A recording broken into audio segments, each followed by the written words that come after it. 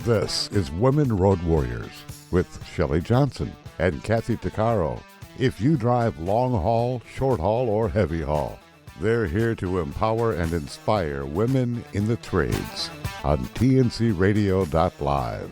So gear down, sit back, and enjoy. Welcome to Women Road Warriors with Shelley Johnson and Kathy Tuccaro. We're a show that works to inspire and empower women in trucking, in the trades, and every profession. We tackle all kinds of topics and work to encourage women to be their very best with informative guests and women who've been champions. I'm Shelley. And I'm Kathy.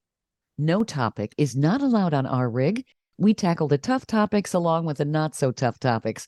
And we like to feature experts, champions, and celebrities who can assist women in being the very best they can be. Nothing can be more confusing than an intimate relationship, especially when the man in the relationship doesn't seem to get it. Getting along or even lasting over the years can be a serious challenge. It's one that often frustrates many women when they just can't seem to communicate with their partner. Sometimes it all boils down to a man who's being intimidated by the woman in his life. Dr. Avram Weiss is an award-winning author, speaker, teacher, and consultant. He's an expert in psychotherapy. He's focused on understanding men and helping men and women gain a new understanding of each other. He is the author of the new book, Hidden in Plain Sight: How Men's Fears of Women Shape Their Intimate Relationships. We were intrigued, so we invited Dr. Weiss on the show. Welcome, Dr. Weiss. Thank you. I'm glad to be here, and I want to thank you particularly for having me on a show about women. I feel actually quite honored. One of the nice surprises about this work is how women have been interested in it, and I really appreciate that. Well, you know, there seems to be so much confusion on how men think and women think. Yes. Yeah, you know, Two opposite polars or polar opposites. Sure. You know, decades ago, there was the book, Men Are From Mars, Women Are From Venus. Oh, yeah. Yeah. Which puts us, light years away from being able to talk to each other. Yes. What is actually going on? And I find it interesting that men are intimidated by the woman in their life. It's an idea that I've been working with for over a decade now, and I get a very different response when I suggest this idea to men than when I talk to women. When you talk to men, you get almost immediately they kind of bow up and puff up their chests, because the idea that that you suggested to any man that they're afraid of anything is immediately offensive. But to suggest to a man that he's afraid of a woman is about the most offensive thing. So the original title sorry, go ahead. Sorry, that's funny. You're right. Yeah, well, the original title I wanted for the book, but the publisher wouldn't go with, I wanted to call the book Pussy Whipped. Oh my. Because I knew it would immediately communicate the message of the book to men, but that's not nice language, so we didn't go with that. But Sure. The women's reaction, so with men, they bow up at first, and then I swear to you, within a minute, every man I've ever talked to, the sort of look crosses their faces. They're like, that would kind of explain a lot. So men get it very quickly. Women mostly think I've lost my mind. Women mostly think that I'm just crazy, because how could it be possible that the sex that seems so powerful and in control and running things and privileged, what would they have to be afraid of? Sure. And they're right in the external world, but they don't understand how frightened men are in the privacy of their own homes, which is what I'm talking about. Yeah. There seems to be a disconnect in the bedroom. What do you mean? There seems to be a disconnect for a lot of couples, I guess, in the bedroom, and they don't express themselves well. Is it the fact that men don't want to talk about it? Are they afraid of their inadequacies? And why would they be afraid of a woman? Is it that they were afraid of their mom? I mean, where does this come from? Yeah, they sure were. And but let's talk about the bedroom, since you brought it up. It's one of the places where you can see men's fears of women most clearly. So stereotypically, we think of men as very self-centered, almost narcissistic lovers, best embodied by one guy I worked with who told me that he thought about sex as masturbation with a woman in the general vicinity. Oh my. Yeah. Yeah. Oh my gosh. Jeez. So that's how we think about men. That's our stereotypes of men. But it's interesting, actually, when you talk to men or you look at surveys about men, men will tell you that overwhelmingly they are preoccupied, not in a good way, but in an anxious way, or they are primarily during sex thinking about their partner's pleasure. The opposite of the stereotype. And unfortunately, that doesn't come from generosity. That comes from anxiety about inadequacy. So the reason men ask women whether they climax so often is because it's like the grade at the end of the test. It's really what they're asking. Am I okay? Do you still love me? Am I adequate as a man? And so for men, often they become so preoccupied with wondering whether they are adequate that they largely lose track of their own pleasure. Interesting. Yeah. And I don't think women necessarily perceive that. No, I think the part women know about is that it's annoying that their partner is like insanely preoccupied with whether or not they had an orgasm, but I don't think they understand why that is. Yeah, guys will say something like, were you faking it? Right. Right. And they're, it's the old saying, Right? Just because you're paranoid doesn't mean they're not out to get you. Men are not being paranoid when they ask this question because, of course, women fake orgasms because they feel this enormous pressure for reassurance and validation from men. So they're faking an orgasm. I guess the benign interpretation is they want to be kind to their partner. And the less benign interpretation is just to get him to stop bothering her. Yeah, especially after a long day and if she's super exhausted, which I don't think a lot of men get. It's, honey, women, it's the old statement, oh, honey, I have a headache. Well, there's an easy cure for that, which I recommend to couples all the time. Now, your audience may be quite different because you're mostly talking to women who are working outside the home. But for couples in which one or the other of them is working at home, as in childcare and not online work, and it's usually, of course, the woman who's at home. I usually suggest if the man doesn't appreciate, if he thinks he's working harder than the woman and is insensitive to her exhaustion at the end of the day, taking care of toddlers, I suggest that the woman leave home for a weekend and leave the man to take care of the children. And I tell the women they are not allowed to make meals in advance. They are not allowed to schedule play dates. They are not allowed to call and check in and see how he's doing. And I tell the man he's not allowed to hire a babysitter or help. He's got to figure it out on his own. And it's always an extremely helpful exercise for couples because men obviously learn what is involved. And, when I did this, I was very clear that I did not want to be a stay-at-home dad. And I enormously appreciated the work my wife was doing, staying home, which I never really understood how it could consume every minute of a day. But it does. Oh, yeah. Having the husband or the partner stay home for the weekend and take care of the little ones, not having done that, that would actually be a movie. I mean, I could see developing. Yeah, it would be a comedy, I think. Man. Yeah. And what the women learn in that when we're getting a little more into the depth of the matter, women don't like to acknowledge this, but men will tell you very quickly that women pretty closely supervise their husband's parenting. They don't really leave them alone to work it out. They pretty much believe that the way they do things is the way to do things. And they're pretty much hovering over their dad and grading him on whether or not he's doing things the way she thinks he should. Yeah, you're right. Absolutely right. Yeah. So what happens is if the mom goes away for a weekend, is dad figures out his own way of doing things. Like I know how she gives the kids a bath. I think this would be easier. I'm gonna get in the tub with him or whatever he's gonna do. Yeah. And he's less intimidated when she gets back, because mostly men don't feel like they know how to take care of a kid. And if they're alone for a weekend, they figure it out. Sure. Well, but there's some Wasn't men there that, that Mr. Mom with Yeah. Keaton? Keaton, Michael Keaton. Yeah. yeah, Michael yeah, Keaton, yeah. right? I thought that was a perfect movie. Oh, yeah. The only letter to an editor I've ever written in my life was my local paper ran a story about Mr. Mom. And I wrote to the paper and I said, that's incredibly offensive.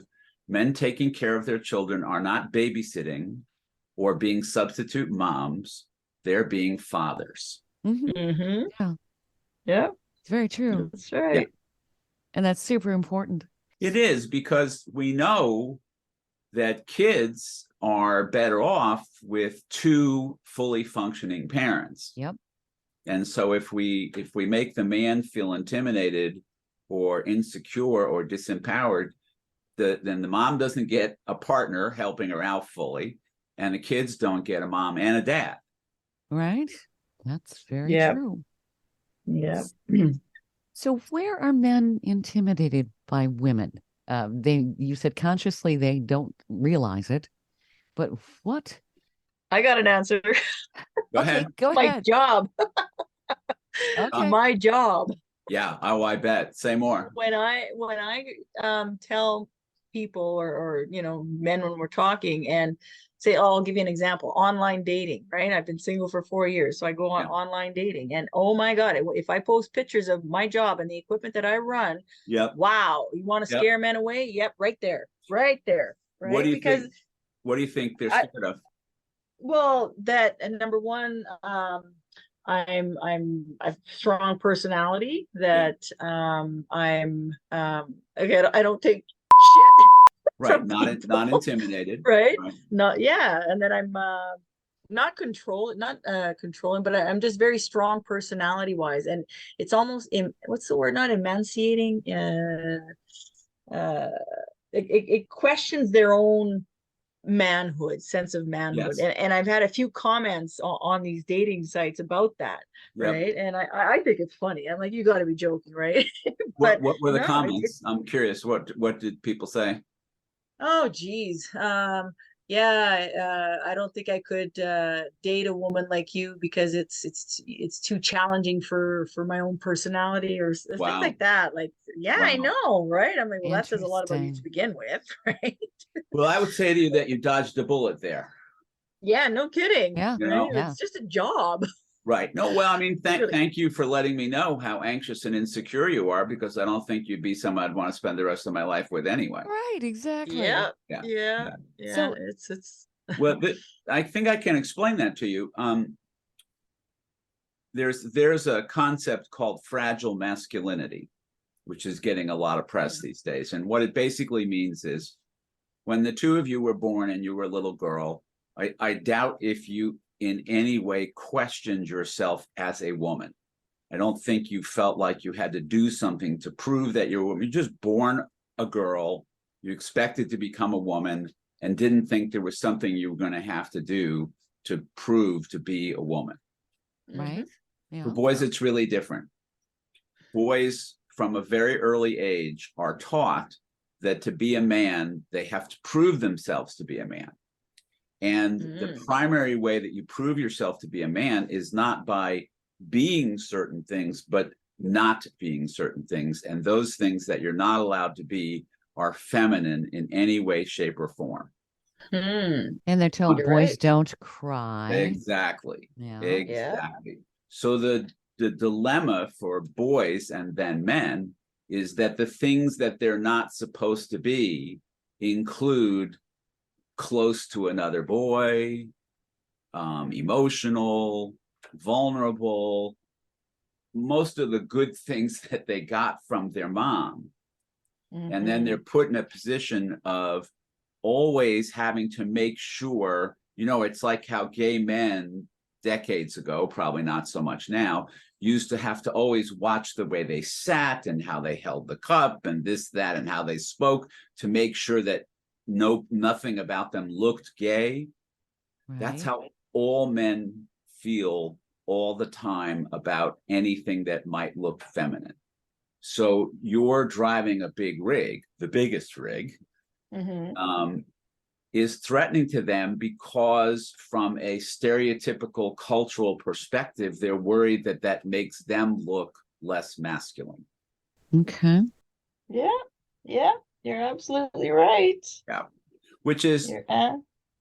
it's terribly sad for men because, well, I'll tell you a story. When I was in high school, I had my first really close guy friend, the kind of, stay up for hours talking and we could talk about anything. And one night I drove him home and I parked in front of his house and we were talking.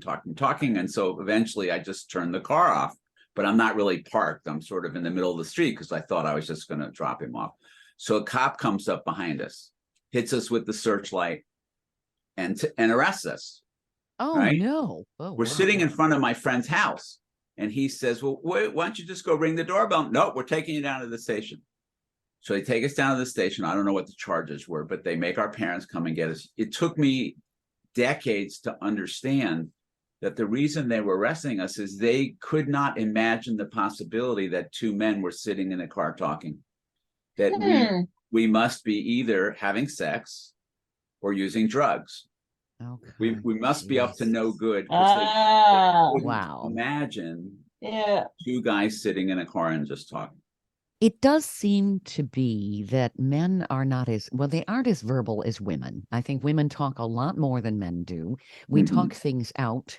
Men don't necessarily do that. When you have They a don't do it conversation with you. Yeah, I mean, there's like this divide. You're talking to a man, and as I've read, they want to fix things. When you bring something up, they want to fix it. They don't necessarily want to let you vent. It's the same. It's the same issue because men are taught that they don't really have value as a human being other than the functions they serve. It's not who you are, it's what you do. So being a provider and solving problems are ways that men are taught to feel good about themselves. And so if you don't want them to solve the problem, you're telling them that you don't think they're capable of solving the problem, which means that they're not really adequate as a man. Okay. So that's why men can often get rather defensive when a woman comes home and starts telling about her day and basically wanting to talk about a conflict or something that she's dealing with. Yep. And then the woman walks away disgusted because she doesn't feel she's being listened to. Exactly.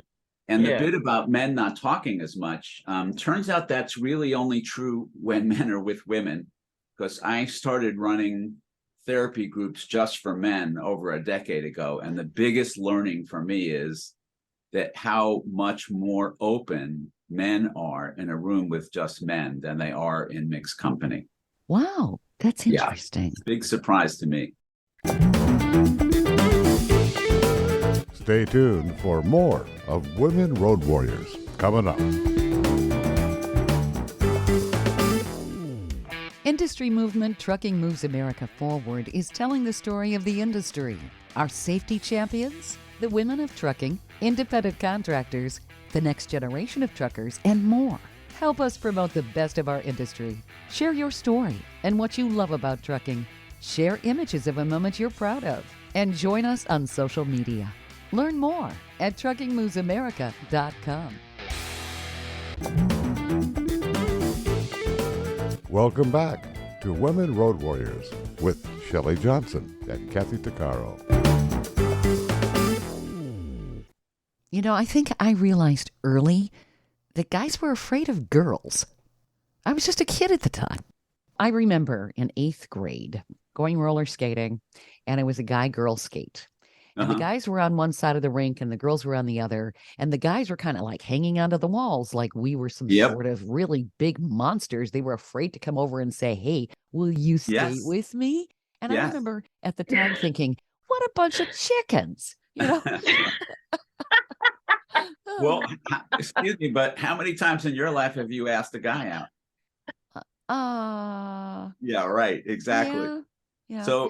So it's terrifying. Any man will tell you. It sort of gets down to, I don't want to be indelicate here, but it gets down to basic biology. When men are sexually aroused, it's visible. if that's a discreet enough way to say it. Yeah. Mhm. Yeah. So girls can see when men are aroused, which is intimidating. You Sure. can't be cool and like, this doesn't matter to me, when it's very obvious what's going on, and that's a vulnerable experience. Sure. I think in that particular case, I just went over and skated across the rink and asked some guy to skate with me because I thought, well, I'm not waiting around for this. Well, that was very kind of you. Thank you.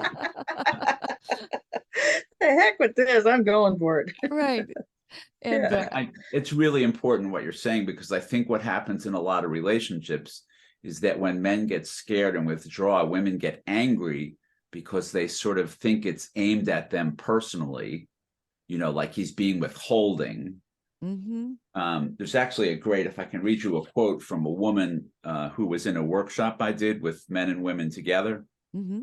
She wrote, Sure. this is a quote from her. "I understand that my husband has not been ignoring, dismissing, or hurting me out of a lack of respect, as I suspected, but that he's scared to hurt me, scared to mess up with me, scared to not be enough. I had honestly never imagined that he was scared and that I was so profoundly important to him that he was constantly terrified I would leave him." Interesting. Yeah. Hmm. So do you think that a lot of men are maybe afraid of strong, powerful women? Women are evolving more in the workplace. They Yep. have more powerful jobs today. Is that causing chaos at home? Yes, it is. Absolutely. Okay. Because the balance has always been that women were more competent and more comfortable at home, and men were more competent and comfortable at work. And now men don't even feel more competent and capable at work. And so I don't have the statistics in front of me, but I was just working on this before our talk. Being male is the largest single risk factor for early mortality. Wow. Yeah. Is that physiological? It probably is in this sense. Again, I'm not an expert in this, but we're looking more and more about how the stresses that men experience physiologically change their genes and lead to a shorter life. But outside of that, men are dying of what we call deaths of despair. So things like being incarcerated, being addicted, being involved in accidents, all suicide, are all things that the number of men outweigh, disproportionately more men than women. And these all come from the fears that we're talking about today. Interesting. So what are some of the fears that you've identified? I find it interesting that I'm still trying to wrap my head around a man actually being secretly fearful of the woman he's involved with. I can give you a very simple everyday example. A guy's at work, and after work, a couple of guys come up to him and they say, "Hey, we're going to go out and get some beers after work and watch the hockey game. You want to join us?" What do you think is the man's first thought? And I can almost guarantee you 90% of men know the answer to this question immediately, but I don't know if you do. What do you think is the man's first thought? Will my wife or girlfriend You got it. You got it. Before he even is able to tell whether or not he wants to do it, he's worried that he'll get in trouble with her. And mind you, that happens when women hear this. They're like, "Wait a minute, I never told you not to go out with the guys. In fact, I wish you would go out with the guys more and make some friends and quit bugging me all the time. I wish you would have a life." So even when the woman is not harping at him or nagging him or anything like that, the first thought is to make sure he doesn't disappoint or displease his partner. That's a very small everyday example of how these fears live. So other fears include men are afraid of women's emotions because men are not taught to be as emotionally comfortable or fluid. And so when they get in an argument with a woman, they feel like they're in a fight with one hand tied behind their back. They don't really understand how to engage with someone else in a very emotionally charged way. So they try to keep the emotion out of the situation by insisting that women are being hysterical and too emotional, and they try to get women to be less emotional. But what we misunderstand about that is we think that's men trying to control women. That's men trying to control themselves. That's men trying to manage how flooded they are with emotion in a conflict with their partner. Okay. Hmm. Are you seeing more fears of women since women have been working outside the home and getting much more powerful positions as they work their way through their career? Was this as obvious when women stayed at home? I think it's always been true, but it wasn't as obvious. I think Okay. that because men had sort of work to prop up their self-esteem, work was a place where you didn't have to be afraid of women, where you pretty much were in charge and not threatened or challenged. But now that's not true in work anymore. I remember the time when I was a kid. So my dad was a teacher, which means he didn't make a lot of money. And my mom was an attorney, which means she could make a lot of money. But my mom never worked outside the home. So we lived, without enough. And because it's very hard to raise a family of 5 on a teacher's salary. Right. So I remember the time that my mom went back to work as an attorney and was, of course, immediately making far more money than my dad. And I remember my dad being upset about it and thinking at the time, what the hell is wrong with you? Like, how could you be upset about this? We're going to more than double the family income without you having to do anything more. And it just was, I was clueless. I didn't understand how that could bother him. Mm-hmm. A lot of people would say it's the male ego. Well, his male ego was getting in the way of me getting a new bike that year. It was, Like, knock it off already. it was There you not. go. It was certainly not in the family's best interest for him to be threatened by that. And also, I would say, by the way, that it wasn't in my mother's best interest, because I think my mom was primarily very unhappy because, my mom, when Ruth Bader Ginsburg died, they had all these movies and shows that came out about what a groundbreaker she was, one of the first women in law. My mom went to law school before Ruth Bader Ginsburg. Wow. So she was a pioneer, and then she had kids and moved and became a stay-at-home mom in the suburbs, which was not good for her. So she was frustrated with her choices, looking at what could have been, what should have been, that kind of thing going on in her head. Yeah. So that would create some resentments when she was communicating. Absolutely. Too. Yeah. I'm not sure, she's dead a long time, but I can't answer. But I'm not sure I suspect she didn't think she had a choice. I don't think she thought about it as a choice. I don't think she really had an idea that there was a choice. Women were, in previous decades, pretty much expected to get married, even if they went to college, even if they had a career. Oh, yeah. You were expected to get married and have at least one child. Oh, yeah. It was just the expectation. And women were treated as if they were inadequate. Why aren't you married? Are you a spinster? Yep. That nasty word. Or, you don't want to be a mom? Yep. This kind of stuff. Yep. You're describing this in past tense, and I would like to say I wish that were true, but I'm not sure, particularly what part of the country you're in, that's still true in places. Is it? Sure. Would you say it's less Yes. common today? Okay. Yes, I would. But I think there are still a lot of young women out there who feel a great deal of pressure to conform with certain social norms, even if those norms don't line up with who they are and what they might really like to do. I think that's still quite difficult for young women.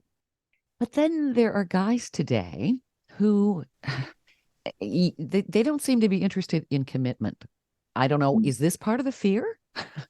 It absolutely is. And it's, I'm glad you brought that up, because that's certainly something that everyone understands. It's a real paradox, because men are the ones who act as if they don't want to get in a committed relationship. I'll tell you a funny story. A dear friend of mine in graduate school was getting ready to marry his very long-term girlfriend, and they had been a couple forever. And he went to talk to his father to tell him that he was thinking about getting married. And this is a true story. His father said to him, son, marriage is an institution. If you want to spend the rest of your life in an institution, go right ahead. So that I have heard that statement before. Yes. That's the only time I've heard it. Yeah. So we act as if marriage was something that women want and men don't. And that women sort of have to coerce and pressure and even manipulate men into getting married. Yeah. But that is clearly not true, because when couples break up or divorce, who gets back together with somebody faster, men or women? Men. And By far. Yeah. And men tend to remarry if their wife dies. So if marriage is so bad for men, how come men are so quick to remarry? Yeah. In fact, all the research says that married women, well, let me do it the other way. Single women are happier, healthier, and wealthier than married women. And married men are happier, healthier, and happier than single men. So marriage works overwhelmingly better for men than it does for women. And in fact, 2/3 of divorces are initiated by women. I've heard women lose half the workload when they are single. Yeah, well, I've heard that stated. Yeah, because I think that in many homes, the household responsibilities fall mostly on the women. The thing that drives me crazy to hear is when men talk about helping. So like, if you took that attitude at work and, you only helped, I don't think you'd have a job very long. No. Yeah, there seems to be a lack of initiative. It's more than just taking out the garbage, honey. Right. It's not a lack of initiative. They really don't know how to partner with someone. They really don't know. And again, that's where the going away for the weekend helps, because they get less intimidated and figure out their own way to be involved and do things, which usually carries over after the weekend. Sure. So it's a matter of leaving them to their own devices so they can get a real feel for what it's really like on their own when their wife isn't around. They can appreciate what she's really doing, and then they're more helpful. Makes sense, because they have an appreciation. It's a matter of walking a day in somebody else's shoes. Stay tuned for more of Women Road Warriors coming up.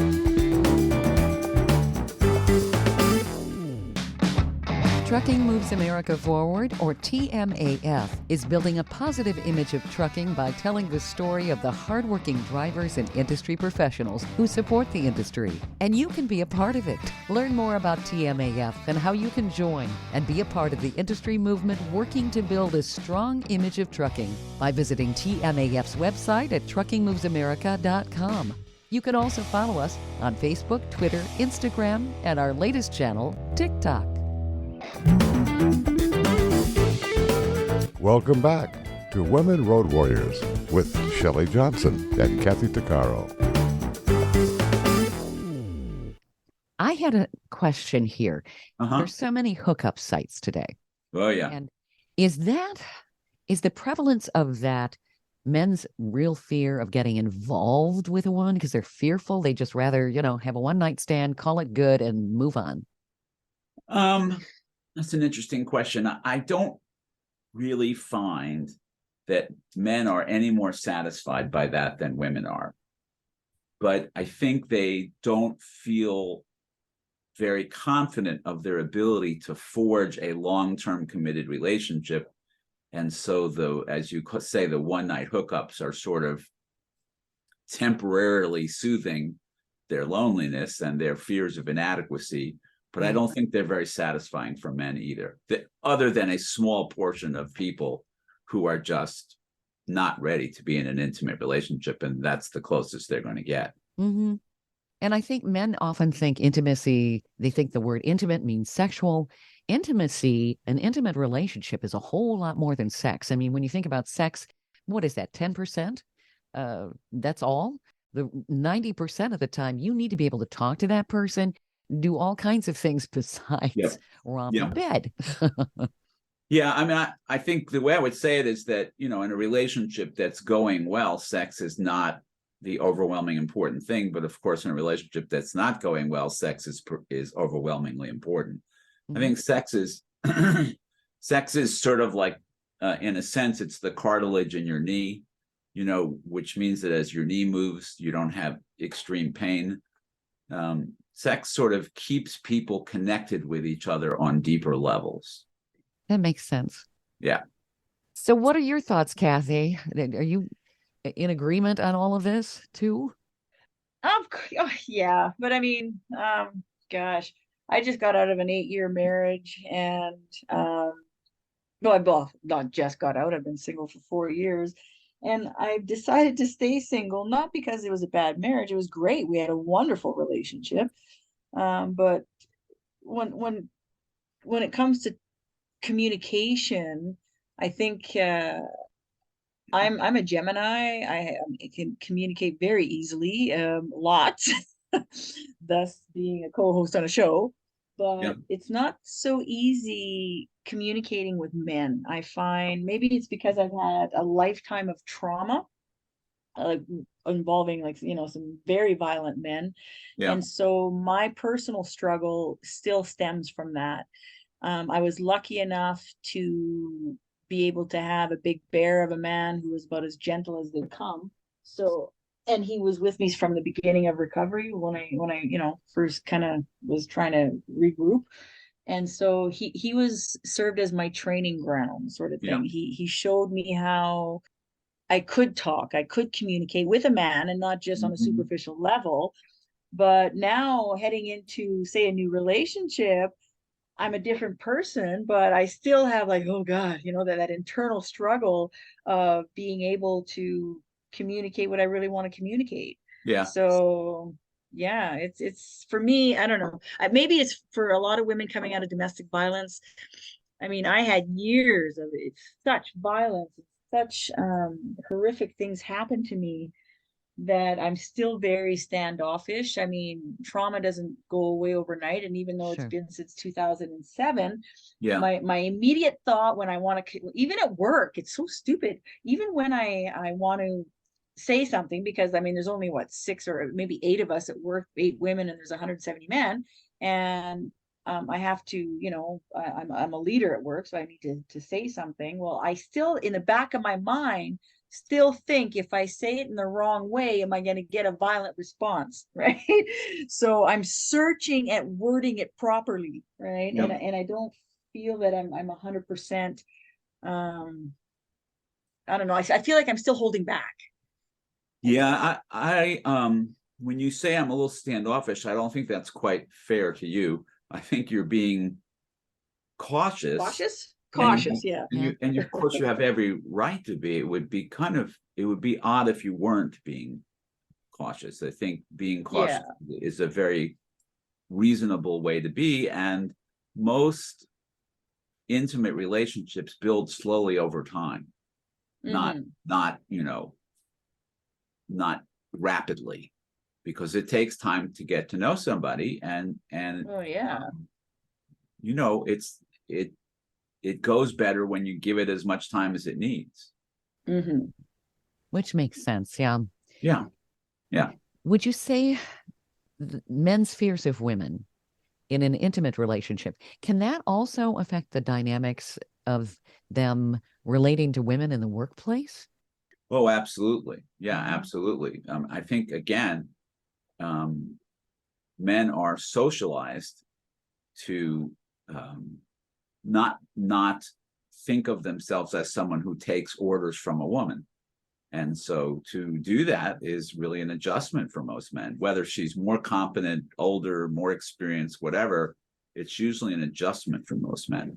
And I think women quite often will encounter, if they're offering some sort of honest assessment of something that's been done at work, and it is something that the guy did, they get what other guys call butt hurt. It's like, they get all upset about it. It's like, well, why did you ask my opinion then? I mean, this is what needs to be done. Yeah. We're Yeah. not duking it out here. Yeah. Yeah. So is that part of the fear and the hanging on to the masculinity? Yeah. I mean, I think, we're operating with very different men and women tend to think about situations quite differently. And a lot of times it's like we're speaking different languages. And I think in good, healthy relationships, people learn about how each other think about things. And one of the things that's happened with the book, which I never thought about, but I really like, is the number of couples have told me that they're reading the book together, meaning that they read one chapter at a time and then they stop and talk about the chapter before going on to the next chapter. And That's really good. Yes, I it really is. like that. I think women are Yeah. so curious. Men are so opaque and hidden to women. They are. They're But a I think- mystery. They really Yeah, are a big yeah. mystery.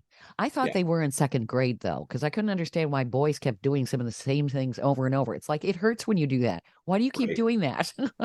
Well, I think they're not trying to be hidden from you. They're sort of raised to not talk about things. Yeah. Mm, So I don't Yeah. think I don't think they're Yeah. withholding or not telling you. I think they don't know.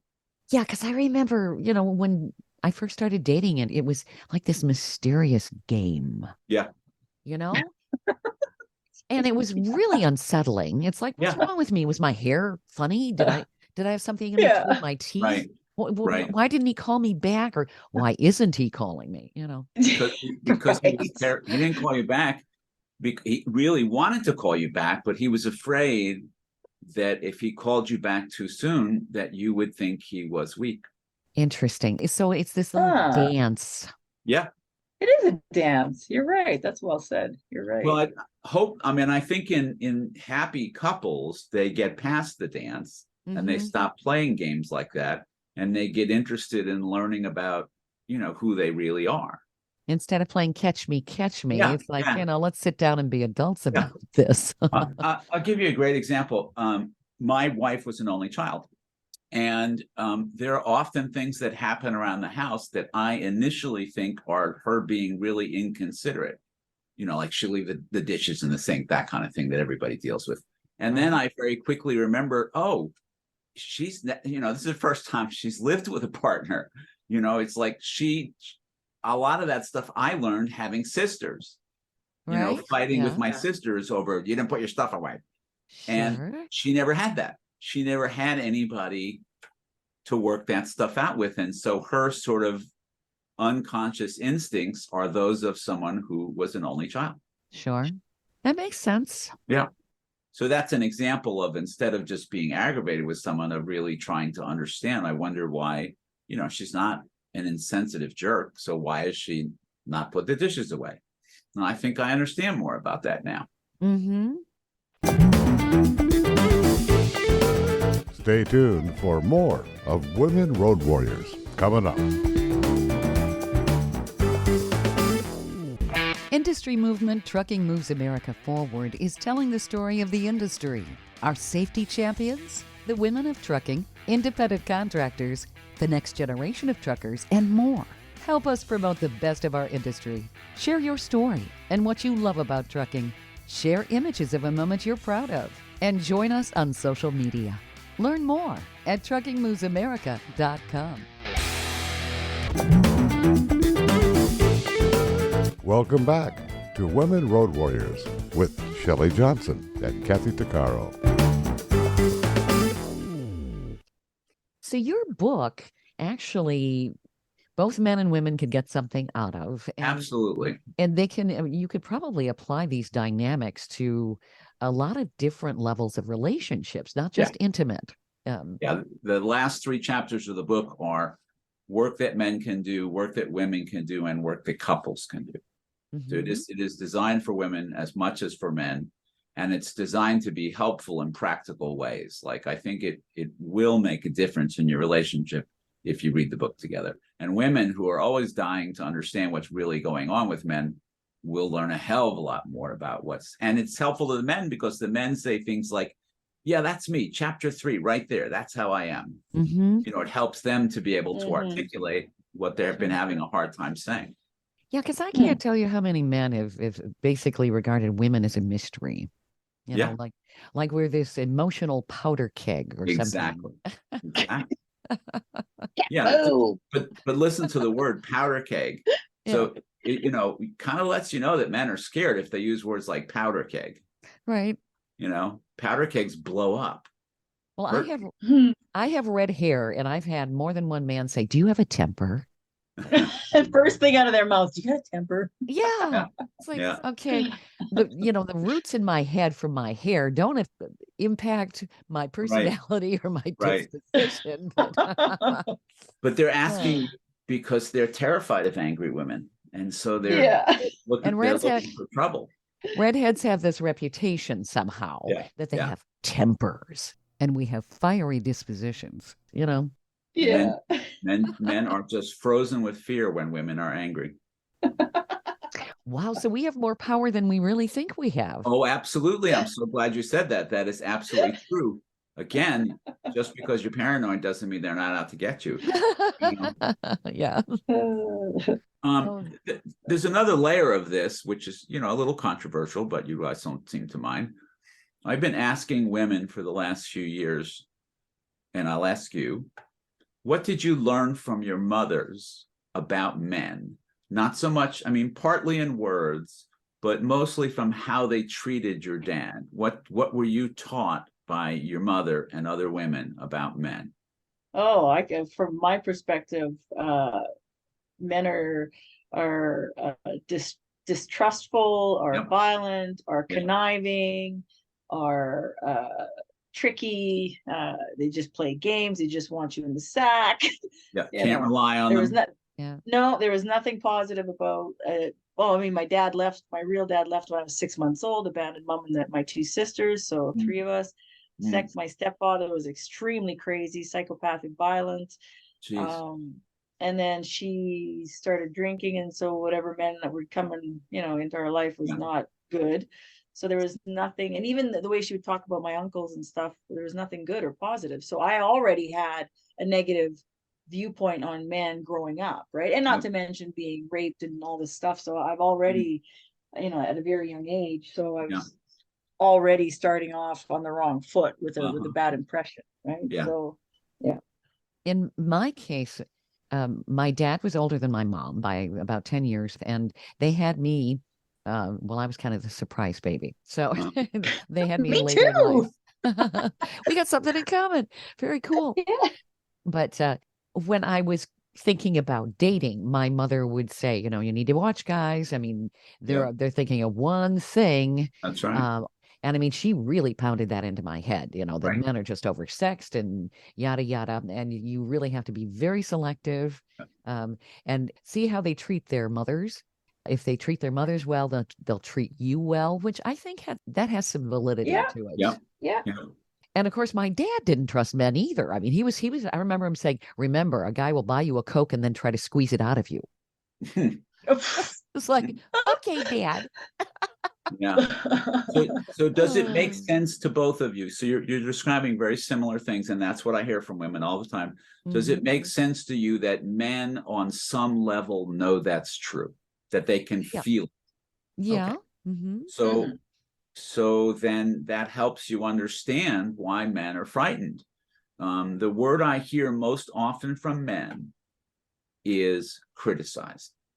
The thing they talk about the most often is they feel criticized, which never made sense. Sometimes I would be with a couple and the guy would say, see, she just criticized me. And I'd be like, yeah, I don't really see that as critical. I don't quite get it. But now that I understand how women are raised and the subtle disrespect and disdain for men that women are often taught, then I understand why men feel criticized, because I think even if it's not overt, even if it's not out loud, it's between the lines, and they are accurately feeling the disrespect from women. So for a heterosexual couple to be close, women have to learn to get past that criticism and disdain, and men have to learn to get past the fear. Interesting. But it didn't come out of thin air. What you described about your moms and what you were taught, that shows up in your relationships. My mother also said, man should be a good provider. Of course, that was her thought. I mean, this is that was important. Yeah. What does he do for a living? And Right. of course, that's basic survival. You have to have somebody who's going to contribute as a team member. And Right. unless But- you're independently wealthy, like my mom said, you need to have somebody who can earn a good living. Well, of course, that was true for your mom, but now women can provide for themselves. So that Sure. changed that dynamic. Yeah. Hmm. In my mom's case, she actually had a really good job with the federal government when she married my dad. And I think she always had a resentment that she quit that job. Mhm. Yeah, Yeah. like my mom. Yeah, Mhm. exactly. Yeah. And she actually, I guess when they were first married for about a year, she wasn't working and then she went and got a job. My father was so insulted. He's like, Oh, I man. can provide for you.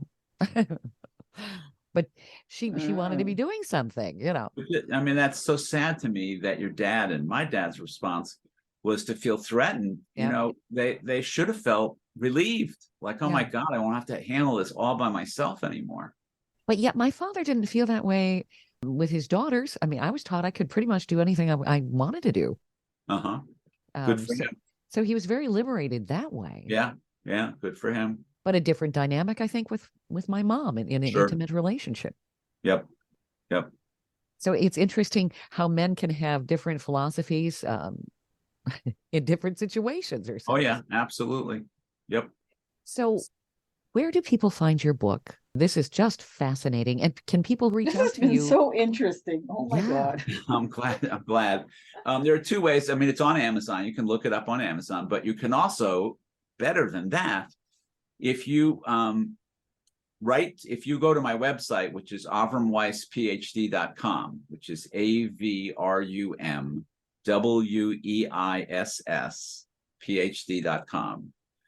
you can sign up for my mailing list, which will do two things. One is you will get a free ebook about relationships, and you will also get, I write for Psychology Today and have 2 million views on the articles I write. So you'll get a copy of every article I write, which are almost always about relationships. You'll get the free ebook, and you'll see there where to buy the book as well. This is awesome. Oh, Do you work- nice. Do you work with couples remotely in your Yes. private practice? Okay. I do.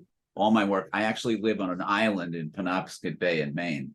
So Oh, neat. all my work is remote. I'm a long way away from there. Yeah, I'm in a little cottage right now, right behind my house. It's very cozy, and this is where I work. Oh, wonderful. Nice. What is your website again?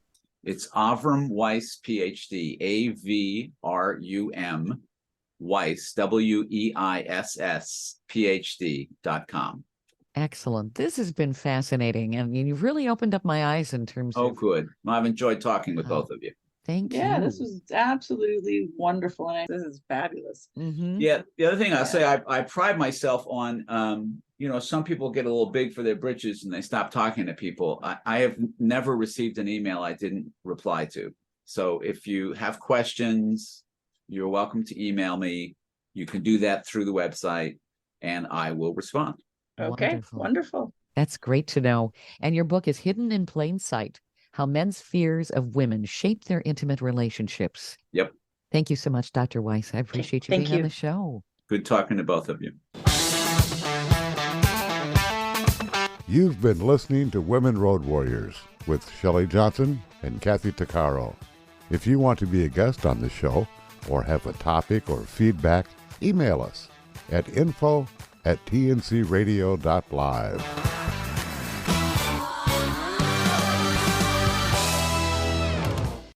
Thank you for listening to another great interview on tncradio.live.